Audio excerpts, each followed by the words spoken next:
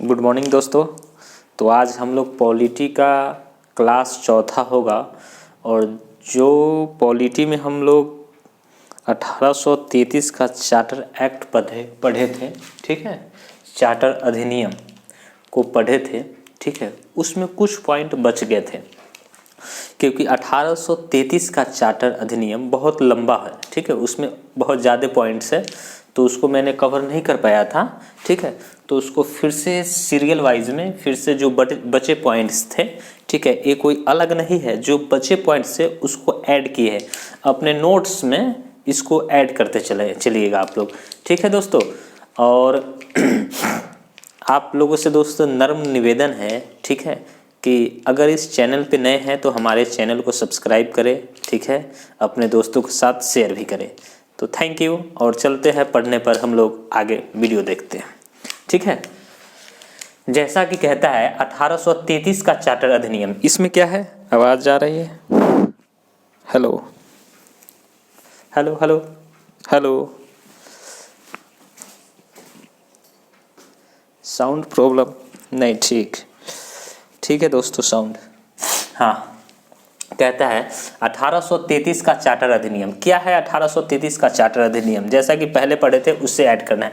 इसके तहत governor general की परिषद में, इसके तहत गवर्नर जनरल की परिषद में एक कानूनी सदस्य, चौथा सदस्य को सम्मिलित किया गया, ठीक है। ये उतने वीवीआई नहीं है, बहुत कम एग्जाम्स में पूछते हैं या ना ही पूछते हैं, लेकिन फिर भी मैंने इसको उठाया है, ठीक है। इसके तहत एक चौथा सदस्य को जोड़ा गया। एग्जाम्स में आपको ऐसे पूछेंगे किस अधिनियम के तहत, ठीक है, चौथा सदस्य को सम्मिलित किया गया, तो 1833 का चार्टर अधिनियम, ठीक है। और है इसके तहत मैकाले को सर्वप्रथम कानूनी सदस्य के रूप में शामिल किया गया। 1833 का चार्टर अधिनियम के तहत मैकाले को, किसको, मैकाले को सर्वप्रथम कानूनी सदस्य के रूप में शामिल किया गया, ठीक है। इसके तहत किसको, मैकाले को कानूनी सदस्य के रूप में शामिल किया गया 1833 का चार्टर अधिनियम के तहत, ठीक है। उसके बाद देखिएगा अगली पॉइंट है, इसके तहत गवर्नर जनरल को पूरे भारत के लिए कानून बनाने का अधिकार हो गया, ठीक है। पहले जो गवर्नर जनरल थे वो बंगाल में ही कानून बनाते थे, ठीक है, लेकिन 1833 के चार्टर अधिनियम के तहत पूरे भारत में, ठीक है, पूरे भारत के लिए वह कानून बनाने लगे, ठीक है। उसके बाद है इस एक्ट में नियुक्तियों के लिए योग्यता संबंधी मानदंड अपनाकर भेदभाव को समाप्त किया गया। जैसे में इस एक्ट के में जो भी सरकारी मतलब गवर्नमेंट की जॉब होती थी, ठीक है, जो भी नियुक्तियां होती थी उसमें योग्यता को समाप्त कर दिया गया, ठीक है। और योग्यता संबंधी मानदंड को अपनाकर भेदभाव को समाप्त किया गया, ठीक है। यानी कि कहने का मतलब हो गया कि उनको योग्यता के आधार पर जॉब होगा, नहीं कि भेदभाव, नहीं कि वो गरीब है या काला है गोरा है, इस पर नहीं, ठीक है। अगर काला गोरा भी है या क्या बोलते हैं ऊंच नीच भी वर्ग है, उस पर नहीं, अगर कोई योग्य व्यक्ति है तो उसके आधार पर उसको जॉब में या सरकारी अधिकारी में शामिल किया गया, ठीक है। किसके तहत, 1833 का चार्टर अधिनियम के तहत। कोई दिक्कत है दोस्तों, एक पॉइंट है, ठीक है, ये 1835 में एक पॉइंट के तौर पर ले लिए हैं, ठीक है। लिखा गया है 1835 में लॉर्ड मैकाले, क्यों, कौन, 1835 में लॉर्ड मैकाले के प्रस्ताव को स्वीकृत कर भारत में अंग्रेजी को उच्च शिक्षा का माध्यम मान लिया गया, ठीक है। आपसे सवाल एग्जाम्स में ऐसे रहेंगे, ठीक है, किसके तहत, ठीक है, किसके तहत अंग्रेजी को उच्च शिक्षा का माध्यम माना गया, ठीक है, तो 1835 में लॉर्ड मैकाले के समय में, ठीक है।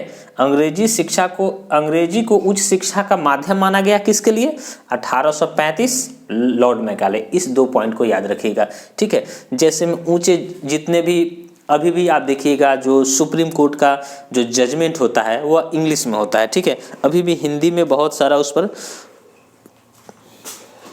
कानूनी कार्रवाई चल रहा है, ठीक है, लेकिन अभी भी वह किस चीज़ में होता है, इंग्लिश में ही होता है। सुप्रीम कोर्ट का फुल जजमेंट सिर्फ इंग्लिश में ही होगा, न कि हिंदी में।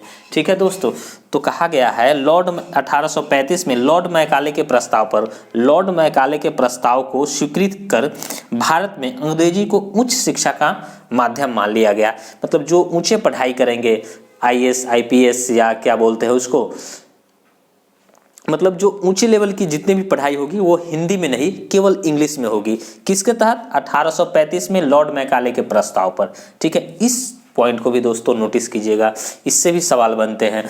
अब आगे देखते हैं, आगे पॉइंट है भारत में आंग्ल, आंग्ल को इंग्लिश में बोलते हैं एंग्लिस्टिक्स। ठीक है, आंग्ल को इंग्लिश में बोलते हैं एंग्लिस्टिक्स। शिक्षा के समर्थकों के नेता ट्रेविलन थे। ठीक है, इंग्लिश नहीं देखना चाहते तो हिंदी ही देख लीजिएगा। कहता है भारत में आंग्ल शिक्षा के समर्थक कौन थे, ट्रेविलियन, ट्रेविलियन। ठीक है, इससे भी सवाल बने हैं, बहुतों बार इससे भी सवाल बने हैं कि भारत में आंग्ल शिक्षा के समर्थक कौन थे, ट्रेविलियन, जबकि प्राच्य शिक्षा के समर्थक कौन थे, एच.टी. प्रिंसेप।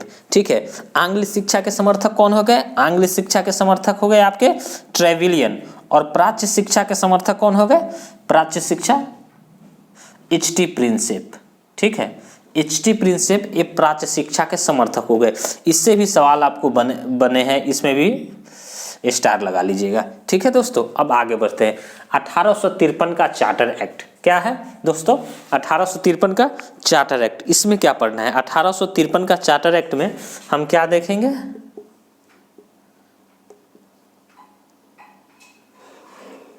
हाँ, 1853 का चार्टर अधिनियम एक्ट में क्या देखेंगे, यह अंतिम चार्टर एक्ट था।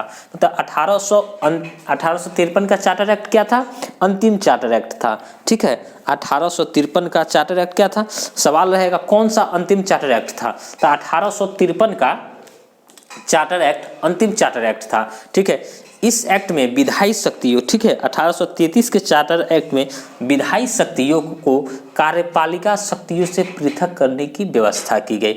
ठीक है, इस एक्ट में विधायी शक्तियों को कार्यपालिका से अलग किया गया, मतलब विधायी शक्ति अलग रहेगा और कार्यपालिका की शक्ति अलग रहेगी, दोनों एक नहीं रहेगा। ठीक है, विधि निर्माण हेतु भारतीय यानी केंद्रीय विधान परिषद की स्थापना की गई। ठीक है, इसमें विधि यानी कानून बनाने के लिए भारतीय विधान परिषद की स्थापना की गई। किसके तहत, 1853 के चार्टर एक्ट के तहत। ठीक है, 1853 के चार्टर एक्ट के तहत विधि निर्माण हेतु भारतीय विधान परिषद की स्थापना की गई।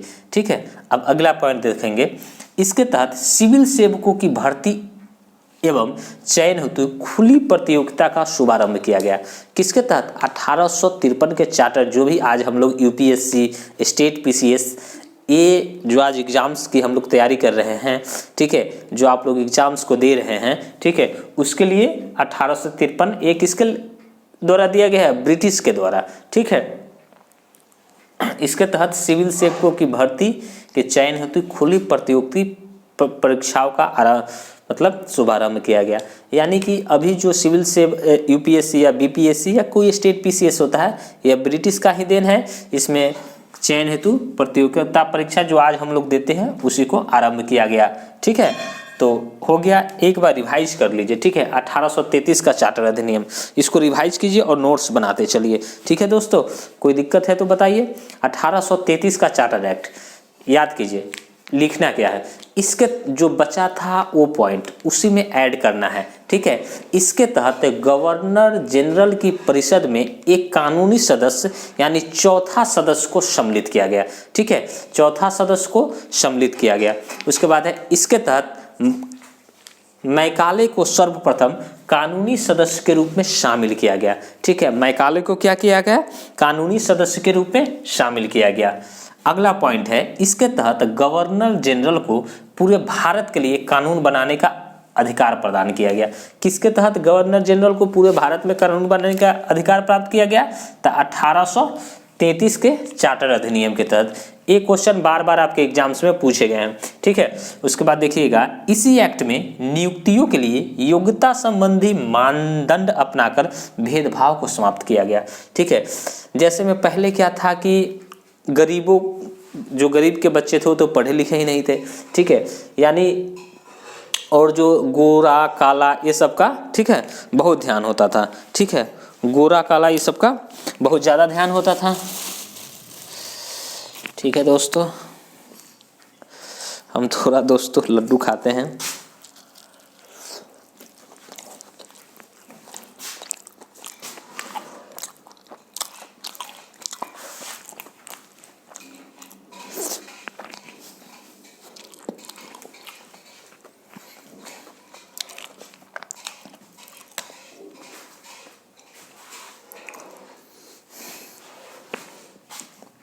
क्या है, इसके तहत योग्यता संबंधी मानदंड अपनाकर, यानी पहले जो ऊंच नीच, गोरा सांवला काला, इस सब को काम पर या सरकारी जगहों पर नियुक्ति नहीं मिलती थी, ठीक है।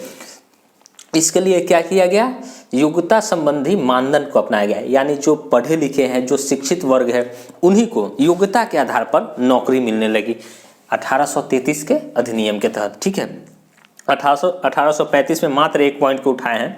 1835 में लॉर्ड मैकाले ने, 1835 में किसने, लॉर्ड मैकाले के प्रस्ताव को स्वीकृत कर भारत में अंग्रेजी शिक्षा को उच्च शिक्षा का माध्यम माना गया, यानी कि अंग्रेजी शिक्षा को उच्च शिक्षा के लिए माध्यम किसके द्वारा माना गया, तो लॉर्ड मैकाले के द्वारा, ठीक है दोस्तों आपको एक इन्फॉर्मेशन जानकारी देंगे, कल से बिहार स्पेशल भी हम स्टार्ट कर रहे हैं, ठीक है दोस्तों।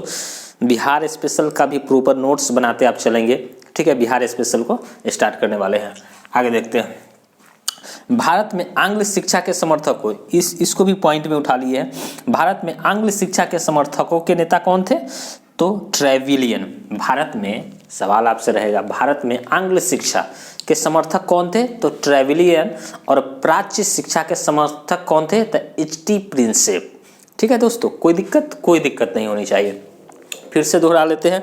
1853 का चार्टर एक्ट, 1853 का चार्टर एक्ट क्या कहता है, ठीक है।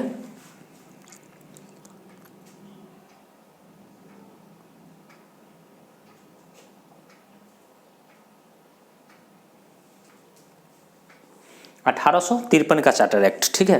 1853 का चार्टर एक्ट यह अंतिम चार्टर एक्ट था, ठीक है। सवाल ऐसे भी बनते हैं कि सबसे अंतिम चार्टर एक्ट कौन था, तो 1853 का चार्टर एक्ट, ठीक है।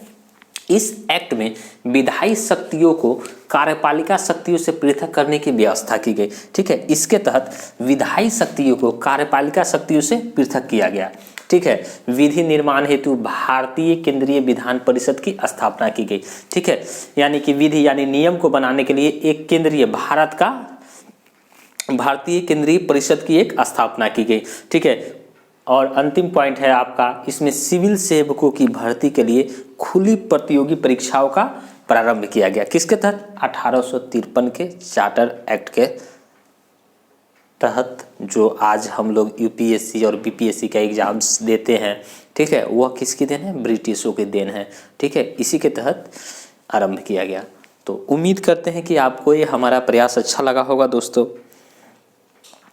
ठीक है दोस्तों। तो क्या करें, तो आज रुकेंगे यहीं पे या क्लास को आगे बढ़ाएं, तो आज दोस्तों रुकेंगे यहीं पे, ठीक है। और थैंक यू सो मच, आप लोगों ने इतने प्यार से हमारे क्लास को देख रहे हैं, इसके लिए बहुत बहुत धन्यवाद दोस्तों। अपने मित्रों के साथ भी इसको शेयर करें, ठीक है। तो थैंक यू सो मच, धन्यवाद।